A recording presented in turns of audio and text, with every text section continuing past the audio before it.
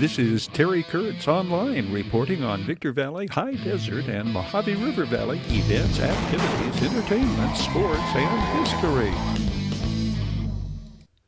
Higher minimum wages, prohibition of a firearm in nearly all public places, and an end to what the DMV calls daylighting among new laws in effect in the Golden State. The state minimum wage has gone up from $15.50 to $16 an hour. In April, the minimum wage for fast food workers will increase to $20. The minimum wage for health care workers will go up to $23 an hour for workers employed under covered health care facilities in California. That wage increase will begin in June. The gun control law prohibits anyone from carrying a firearm in 26 places, including public parks and playgrounds, churches, banks, and zoos. The ban applies regardless of whether the person has a permit to carry a concealed weapon. Motorists are prohibited from stopping or parking a vehicle within 20 feet of a vehicle's approach to a crosswalk or 15 feet from a curb extension. Drivers will get warnings this year. Citations will start being issued in 2025. This law is intended to increase visibility for all road users to see oncoming traffic by removing parked cars near crosswalks and intersections, a safety measure the DMV calls daylighting. Pilot programs have been established for speed cameras in 6 cities: San Jose, Oakland, Los Angeles, Glendale, Long Beach, and San Francisco.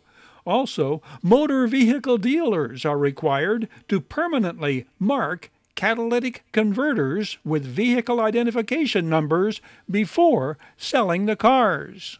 A housing law will cap security deposits at 1 month's rent. It takes effect in July. Landlords and property managers cannot ask for more than 1 month's worth of rent for security deposits. Owners of no more than 2 rental properties or no more than 4 units will be allowed to request up to 2 months of rent for a security deposit. Current state law allows landlords to charge security deposits in an amount up to 2 months' rent for unfurnished properties and up to 3 months' rent for furnished properties, in addition to the first month's rent paid before occupancy. Department stores with at least 500 employees will now be required to have a gender-neutral section for children's toys. Campers who cancel their reservation at a state park campsite within 2 to 6 days of their scheduled stay could face fees, including the cost of the first night. The San Bernardino County Sheriff's Department has been awarded a $1,110,000 grant from the California Office of Traffic Safety. The grant will support ongoing enforcement and education programs to help reduce the number of serious injuries and deaths on county roads. This funding will target enforcement operations in such areas as speeding, impaired driving, and distracted driving, specifically drivers in violation of California's hands-free cell phone law. DUI checkpoints will be increased, and enforcement operations focused on the most dangerous driving behaviors that put the safety of people biking or walking at risk, and motorists demonstrating behavior that causes crashes: speeding, failure to yield, stop sign and or red light running, and improper turning or lane changes. The grant program will run through September of 2024. Funding for this program was provided by a grant from the California Office of Traffic Safety. One wonders if the National Highway Traffic Safety Administration was influenced in awarding the grant after seeing the recent study by Consumer Affairs that ranked both Victorville and Hesperia as having some of the worst drivers in the nation. Victorville ranked 7th in worst drivers, with neighboring Hesperia following too close and taking the number 8 spot. Hesperia had the highest rate of speeding-related accidents. Driving in winter storm conditions was among the PowerPoint topics at Wrightwood's annual Winter Traffic meeting. San Bernardino County Fire, CHP, Angeles National Forest, Public Works, and Caltrans officials met to prepare for the influx of winter visitors who come to the mountain village. Wrightwood sits in portions of Los Angeles County, San Bernardino County, and the Angeles National Forest, so all three regions assist with winter planning. San Bernardino County Fire hopes to have an additional ambulance stationed in Wrightwood this winter and is considering the purchase of additional snow vehicles that will be kept at Wrightwood Station 14. The captain of Victor Valley Sheriff's Station emphasized the importance of having the CHP on speed dial and the departments working together. At the same time, the importance of residents to prepare themselves to survive until help can reach them was pointed out. Listen to that 7-day forecast. Shop ahead of time. Buy canned goods and bottled water. Make sure you have plenty of medication. All advised. Drivers coming up to see the snow should also bring adequate winter clothing, snow boots, an emergency kit, blankets, and extra water and food. Members of CHP, Caltrans, and San Bernardino County Public Works urge visitors not to block the roadways, to put on chains, or play in the snow. They also emphasize the importance of residents parking in their driveways and not on the street, so the snowplows can clear the roads. Terry Kurtz Online was brought to you by Down Home Grill in Victorville on the corner of Bear Valley Road and Ridgecrest Road. Bid fast and last. World-class auctioneers. Valu Quality Truck Body, family owned and operated since 1954. The Bradco Companies, our area's longest standing full-service commercial brokerage firm. Iwanzak Law Firm, trial lawyers for serious problems. We Got 'em Tees, your headquarters for custom screen printing and mastercraft embroidery design. Silverwood, the developers of the Silverwood Master Planned Community, support the events, youth activities, and programs of our high desert Mojave River Valley communities. And by the Holiday Inn in Victorville. The Holiday Inn, conference and convention center for the high desert and destination of choice of visitors and travelers to the Victor Valley. Joseph W. Brady addresses Bradco clients detailing industrial and commercial projects underway throughout our Mojave River Valley communities. Let's talk about where I think we are today and where we're going to go in 2024. This might be 10 minutes to just kind of be patient. Our company covers 4,000 square miles. So if you take 4,000 square miles into Southern California, you're probably looking at an area that's about 50 miles deep. 60 miles deep by 60 miles deep by 60 miles wide, which is pretty far. If you go from Los Angeles out to Ontario, that's well over 60 miles, and then you go from there down to Temecula. So we cover a pretty large area. The high desert now with the 5 cities, we have about 550,000 people. We clearly believe that we're going to double in size to about 1.1 million in the next 20 years. But it's not, I think, going to be the same kind of spotty growth that we saw in the past. I think that the cities are really going to start taking a look at infrastructure issues and some of those challenges. Let me hit each one of the cities kind of alphabetically and hit some of the highlights. Atlanta's done a great job. Jesse Flores, Mayor Reyes, congratulations to you both. They have a gentleman by the name of Dr. Gil Keenan that works with them. He does a great job on not only the marketing but the economic development. And I think he does a great job in kind of keeping them very focused. They have 2 major industrial parks going into the north portion of Atlanta off of El Mirage Road, both on the west and east. About 20 million feet of space that will come in. It won't all come in at one time, but it will. They've got some retail projects that they've got with Joseph Michael is one of the developers. Aaron Michelle, his son, is also involved. There's the project that I believe that John Conley recently closed out there on Ranchero. That's going to go through. There's some spot retail along 395. There's a new car wash down near Seneca. You've got some serious money taking a look at Adelanto. I think that the marijuana, the day of people coming in and paying $3 plus a square foot to rent a medical marijuana growing facility, I think those are over. We did the first lease out in Adelanto for Mike Howarth when in really September through December of 2015, when the city of Atlanta was looking for a way to augment their budget. We did the first lease, and that building went from 35 cents a foot to $1 a foot on a 10-year lease, and Mike thought we hit it out of the park. And then we saw values rise to $3 to $3.50 a foot triple net, and they've come back down. Why? Because the illegal grows have made it very, very tough on the legal grows to do. Jimmy Prevy's built, a tremendous inventory of buildings out there, very, very well done, 30,000 square foot buildings. He built some excess capacity. He's now selling those in a package. So I think that Jimmy kind of realized, like a lot of people, that maybe overbuilt, but he's done well enough. So I think that market's over, but I think there's going to still be an industrial play on out there. The next city is Apple Valley. So because of Apple Valley is poised for some great growth. They've got Sprouts and Raising Cane's coming in off of Bear Valley Road. They got nearly 30 million feet of proposed industrial space out in the specific planned area. They've got 6,000 acres on out there that they very smartly, years and years ago. I mean, they're way ahead of their time out where the airport is. You've got the you've got the Walmart distribution centers out there. That's 1,250,000 square feet.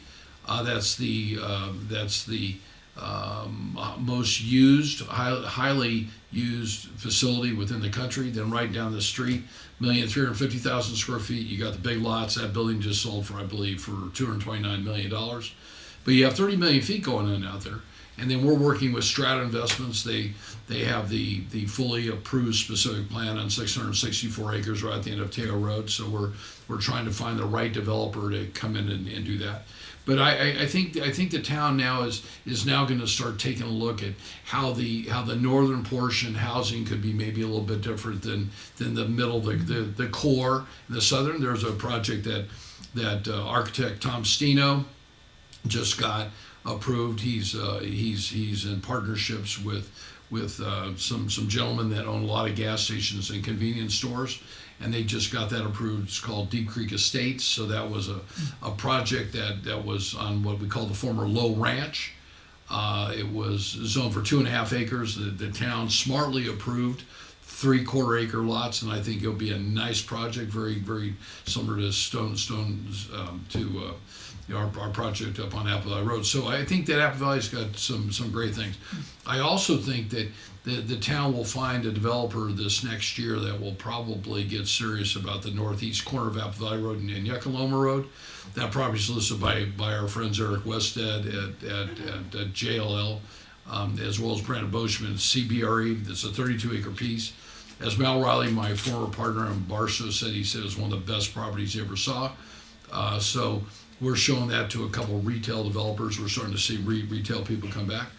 Next city is Barstow. So Barstow's got some real excitement. We believe that BNSF will submit their application and their EIR into the city probably by the end of the first quarter of 2024. That's 3,500 construction jobs, 22,000 jobs within BNS that will be created. We believe that within Barstow that they'll create probably 5,000 to 8,000 jobs.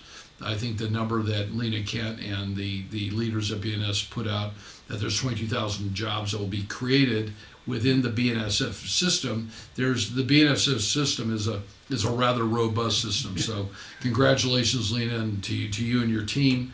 That's exciting. They have bought 4,500 acres out there. They are very committed.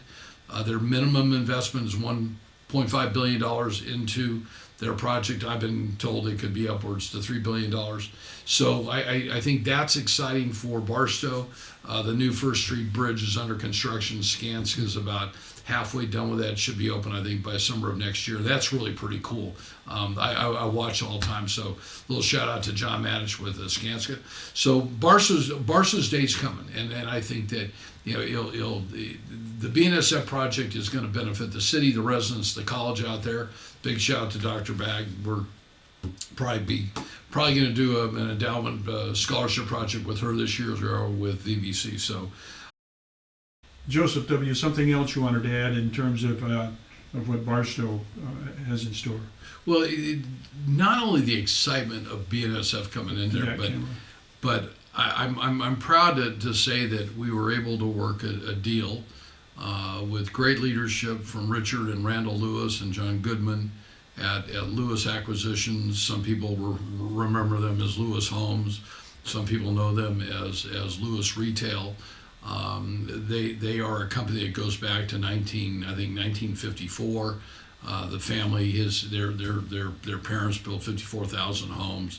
They've got just such an impressive portfolio of what they've done, but they're very community based and they like to work very closely with the city. So at the right time, with the right leadership and really the leadership of Willie Hopkins and Chris Hildreth and Cody Tompkins, we were able to meet with Lewis, and I was able to convince Lewis that I thought there was an opportunity out there. There was. The city's working with Bureau of Land Management on 1,220 acres. Lewis has entered into an exclusive negotiating agreement with them. It's a 4-year deal. I mean, there's a lot of hurdles that have to go through, but to me, when Lewis is willing to go out there, it validates that they've done their homework. They know that Burlington Northern Santa Fe is very serious, and there's that continued push now from the Inland Empire. So I want to thank the City Council for their leadership in approving the exclusive negotiating agreement. I'm proud that we've had an opportunity to work with Bill Hoover and Rob and Bob Martin and Randall Lewis and Richard Lewis and John Goodman. You just have an incredible team down there. It's a machine, and it's going to last a long time. And I think that's one thing that the city really liked was Lewis is not here for today. They're here for today. They're going to be here tomorrow. They're going to be here for generations. And so they're a multi-generational company now. They have 700 employees that are located in Sacramento, Reno, the Inland Empire. So I'm glad that we were able to convince them to go on out there, and we'll see. Hopefully the deal works out. So the next city is Hesperia. City has a new city manager, but she's not new to the city. Rachel Molina. Rachel, I enjoyed our meeting a couple of months ago. I think you bring a different type of leadership than your predecessor. I really like Nils, but I understand you're going to run the city the way that you want. You brought in a great economic development director and a community director by the name of Nathan Freeman. Nathan used to be at the city years ago, and he left. He came on back. He's hands-on. He's a deal maker. He's actually a deal junkie. So he works with Victor Knight, and that's exciting. They've got the industrial market down there. They've got about 15 million feet coming in, but then they have the Silverwood project that John O'Haney and DMB are doing. That's 9,633 acres. 15,663 dwelling units. Model complex will be open hopefully by August of next year. So with John O'Haney and Jonathan Weldy doing their deal, that's moving ahead. They picked the 5 builders to do it. There are 5 national builders, 4 are public, 1 is private. We know the names, we can't release them, but that's exciting. They've moved 15 million cubic yards of dirt, and they're prepping like 2,000 lots right now. So they're completing a $5 million bridge that they have out there. So that's a game changer. They're going to have really 3 access points to get down below. The next one would be the city of Victorville. So the city of Victorville has always been the city with that's generated the most amount of sales tax, has all the other dealerships. They're doing real well. CarMax has come in this year, and they're due to open. So you see some changes over in the car lot area off of Civic. They've got Prologis, which is developing additional property out at SCLA, and Prologis is the largest industrial developer in the world, not in the country, not in California, but in the world. So for those that don't know, they have 1.2 billion square feet of space. There are 19 countries. They're a great addition to the city. They've been out here. They're not new to the industry at all. I just had the honor of having lunch with Tyson Chaves the other day. He works with J. Dick and with Diedrich Ferris down at CBRE. So they got a really good team out there. They just they just signed a deal for a 1.3 million square foot major user. I'll let CBRE put out that name when they can, but it's exciting. So you got that going on. You have some additional industrial coming in off of Mojave Drive. You've got Ken Shear in Covington. They're developing 164 acres out at SCLA where the old golf course was. I was proud to represent them on that $13+ million all cash deal. So that's exciting. So you have a lot of industrial coming on in. With that, also add Brightline. So Brightline West, they call it now. They received in the last 2 weeks, in early December, a $3 billion grant. I call it the down payment for their $12 billion project. That's the speed train from Ranch Cucamonga. It'll have a stop in Hesperia, where Highway 395 and I-15 is. They'll have a stop at the southeast corner of I-15 and Dale Evans Parkway, property that they recently retraded internally. They sold from one entity. They had bought it for $10 million back 4 or 5 years ago. Richard Branson, I think, was somewhat involved at that time. He's no longer involved. And they recently retraded it internally for $27 million. So you got a new compound out there. And the final stop is at their 110-acre facility on Las Vegas Boulevard. They paid $140 million like 3 years ago. So that project's going to move forward, and that's going to create somewhere between 10 and 20,000 jobs. It's a $12 billion project. I believe there are going to be 4 or 5 major contractors involved. We have heard that Las Vegas Paving will take the piece from State Line into Las Vegas. So that to me is a big game changer. I think that with the housing coming on up here and the housing developers relooking at the market and industry coming up here, I think we're going to have a lot of quality jobs. With that, where are the jobs going to get their training? They're going to get their training, hopefully, at Victor Valley Community College District. So I'm proud to have been appointed in 2011. I beat out 23 people that wanted the coveted job. I've won 4 elections. I'm proud that I've been able to raise a tremendous amount of money, and I've got a huge support base. But most importantly, when I arrived there, and all this work takes place with a very committed board of trustees, very committed. We get along great. We get along famously now. We didn't at one time. We were on the verge of losing our accreditation in 2012. We had a $4 million structural deficit every year. Today, I can tell people very, very happily and very proudly that we have a 16.7 mandatory reserve. Mandatory. There's no negotiation about it. We have a $9 million budget. We have 831 employees. I think we've got a great team. Dr. Walden, he came to us on January 1st of 2019. He took over for Dr. Roger Wagner, who did a great job. Dr. Wagner came to us in 2014 and retired at the end of 2019 with some medical issues. And in January of this next year, we're going to be looking at an extension of a contract to Dr. Walden, another 4-year contract. He's done a great job. And so where's VVC in this whole equation? Having almost losing our accreditation in 2012, we're competing for the Aspen Award, and we hope to qualify for that in the year 2026, 2027 as the #1 community college in the country, not in the state. There's 940 of them in the country, and so I'm very proud to be a part of that. We have the Educational Conference Center that will be open. We'll have, I think, our first board meeting in that in April this year, so it'll be nice to christen that building. We're looking at student housing out there right now. We're looking at augmenting our campus, hopefully down in Hesperia and Grona. So we got great things going, and what we're doing, we're also working very closely with different industries on out here to figure out how can we better train people. That's what the community college system's all about. So I'm proud to be a part of it. I'm proud to work with Dr. Walden, Dr. Scott, Dr. Mackenzie Tarango, Art Lopez, Robert Sewell. We really have a great cast of people on out there. So for clients, I think that the market's going to be good next year. I think there is a little bit of uncertainty. We got interest rates are still high, so some deals are not penciling. People that are land speculating, I don't see them speculating like they have in the last 35 years I've been out here. They're speculating more internally. I think people are going to stay closer to where the infrastructure is.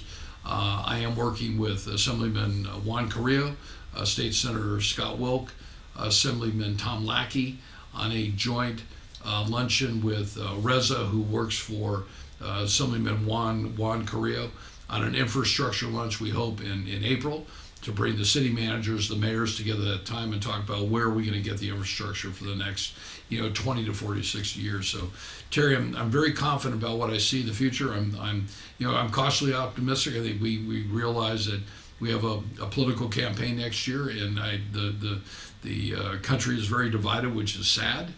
But and while other areas may not have the great real estate opportunities, I think that the Mojave River Valley has. I think that we really do have, and I really do believe in the next 20 years that we're going to double in size. So, for those, strap your belt on, have fun, and belated Merry Christmas to those I missed, and a Happy New Year to everybody, and be safe. And the only thing I would say in 2024, I hope you be sure to vote. I think that's I think that it's a great opportunity, and I think it's something that everybody should do. So, thanks. Terry Kurtz Online was brought to you by Down Home Grill in Victorville on the corner of Bear Valley Road and Ridgecrest Road. So. Bid fast and last. World-class auctioneers. Zolu Quality Truck Body. Family owned and operated since 1954. The Bradco Companies, our area's longest standing full-service commercial brokerage firm. Iwanzak Law Firm. Trial lawyers for serious problems. We Got 'em Tees. Your headquarters for custom screen printing and mastercraft embroidery design. Silverwood. The developers of the Silverwood Master Planned Community support the events, youth activities, and programs of our high desert Mojave River Valley communities. And by the Holiday Inn in Victorville. The Holiday Inn, conference and convention center for the high desert and destination of choice of visitors and travelers to the Victor Valley. That's a wrap on this edition of Terry Kurtz Online. On behalf of Victor Valley Television Productions, thank you for watching. We hope to see you again next time around.